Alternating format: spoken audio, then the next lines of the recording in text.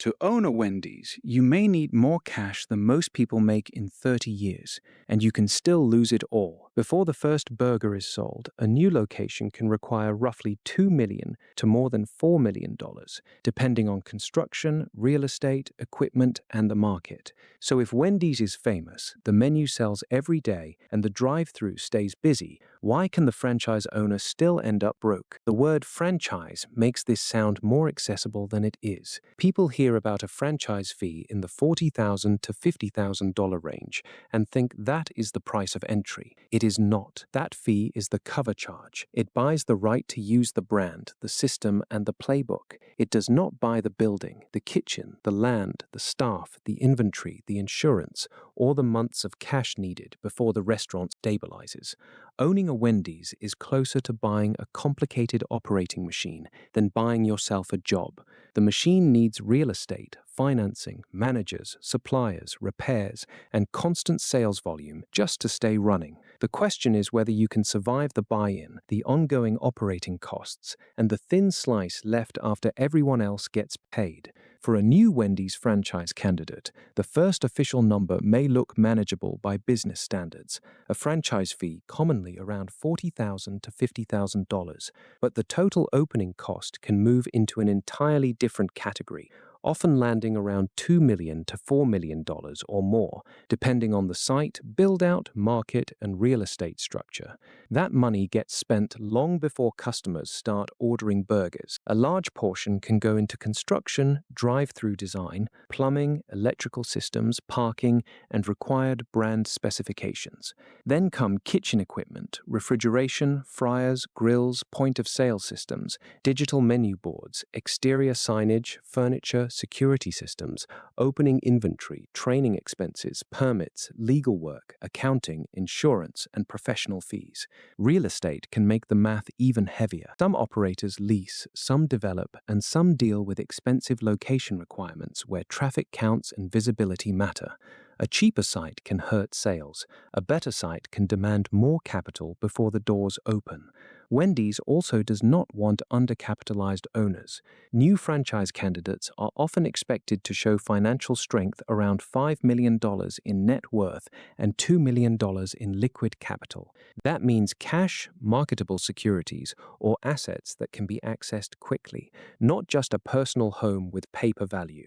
So before the first employee is scheduled, before the first food delivery arrives, and before the first dollar of revenue is earned, the owner has already passed a wealth test and committed to a multi-million-dollar spending plan.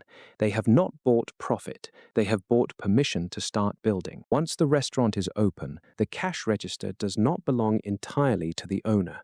Wendy's typically charges a royalty of about 4% of gross sales. That is taken from the top line, not from whatever is left after expenses. If the restaurant has a bad month, corporate still gets paid based on sales. Then comes the advertising contribution. Wendy's franchisees commonly owe around 3.5% to 4% of gross sales for national and local marketing funds. This pays for the brand campaigns, promotions, and media that help drive customer traffic, but for the operator, it is still another required deduction before profit is even calculated. Put those two together, and a franchisee can be sending roughly 7.5% to 8% of revenue out the door before rent, wages, food, utilities, insurance, repairs, and taxes are fully dealt with. On a $2 million sales year, that can mean around $150,000 to $160,000 gone just for royalty and advertising. Debt can make the pressure worse. Many owners do not pay cash for the entire build-out. They finance construction, equipment, franchise costs, and working capital through banks, small business administration-backed loans, or private lenders. Those loans create fixed payments that arrive whether the fryer breaks, beef prices rise, or traffic slows. So a $2 million restaurant can sound like a thriving business from the outside, but the owner may watch hundreds of thousands disappear before the actual operating costs are covered. Revenue is the headline number. Profit is what survives after the mandatory payments, the lenders, and the daily cost of running the restaurant have taken their share. The biggest daily expense is usually labor, and fast food is not a business you can run with one person behind the counter. A Wendy's needs cashiers, cooks, drive-through staff, shift leads, opening crews, closing crews, and managers to keep the store moving from morning until late at night. That labor bill is getting harder to control. Minimum wages have risen in many markets, and even where the legal minimum is lower, franchisees often have to pay more just to get people to show up. Turnover is constant, so the owner keeps paying to recruit, train, and replace workers who may leave after a few weeks. Managers add another layer. A restaurant cannot depend only on hourly workers when it needs food safety checks, cash handling, inventory counts, scheduling, customer complaints, and closing procedures done correctly. Good managers cost more, and weak managers create mistakes that show up as refunds, waste, overtime, or failed inspections. Food costs can swing just as quickly. Wendy's is built around fresh beef, which is a major selling point, but beef is also exposed to commodity pricing, weather, feed costs, transportation, and supply disruptions.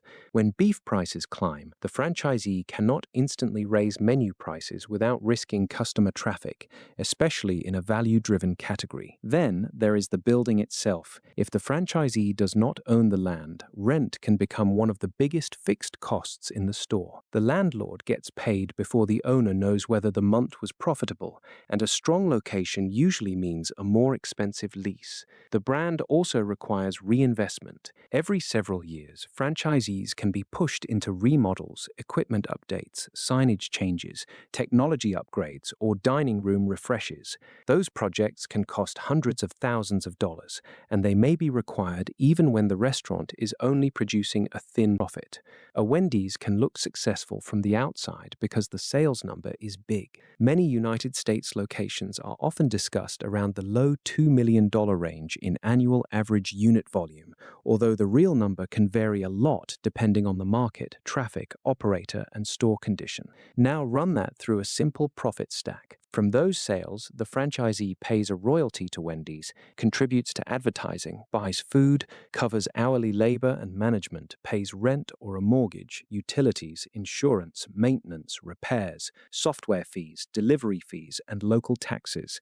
If the store was bought or remodeled with borrowed money, debt service comes out too. This is where the math gets uncomfortable. In quick service restaurants, net margins after all costs are often only in the mid-single digits. So a restaurant doing $2 million in sales might not create some huge payday. At 5%, that is $100,000 before considering how much risk, debt, and time the owner had to put in.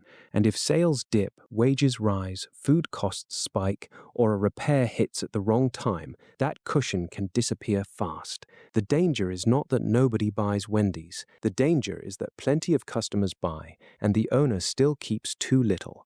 This is where a franchisee starts to break. They do not usually fail because one expense is too high. They fail because they entered the business with just enough money to buy in and not enough money to survive the first real hit. A slow winter, a road construction project, a broken fryer, a jump in beef prices, or a local wage increase can wipe out the cash reserve.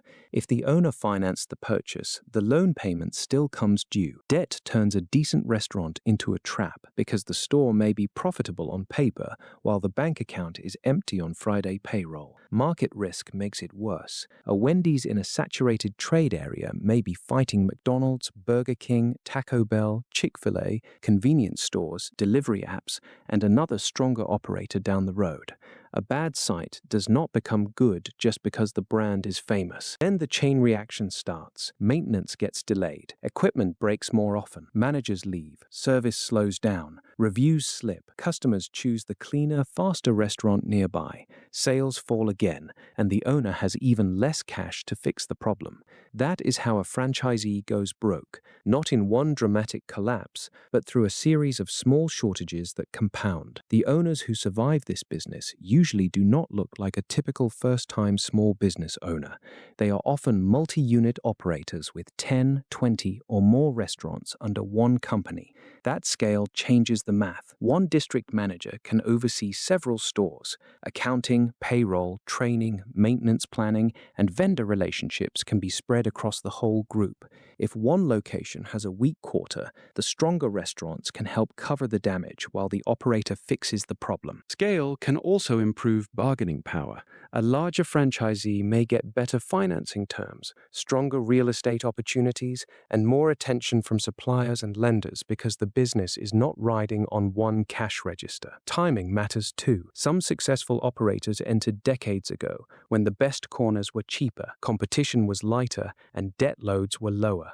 A restaurant bought years ago may sit on valuable real estate with manageable payments, while a new buyer pays today's prices and inherits today's cost structure. So the point is not that Wendy's is automatically a bad business. The point is that it becomes dangerous when someone enters it like a normal owner-operator, with one store, thin reserves, and debt that assumes everything will go right. The brand may be famous, but the economics decide who survives. A Wendy's can sell millions in burgers and still leave the owner trapped under debt, labor, rent, royalties, and remodels. That is the thesis. You do not go broke because nobody wants burgers. You go broke because the margin belongs to everyone before it belongs to you. Thanks for watching. Comment which franchise I should break down next and subscribe for more business documentaries.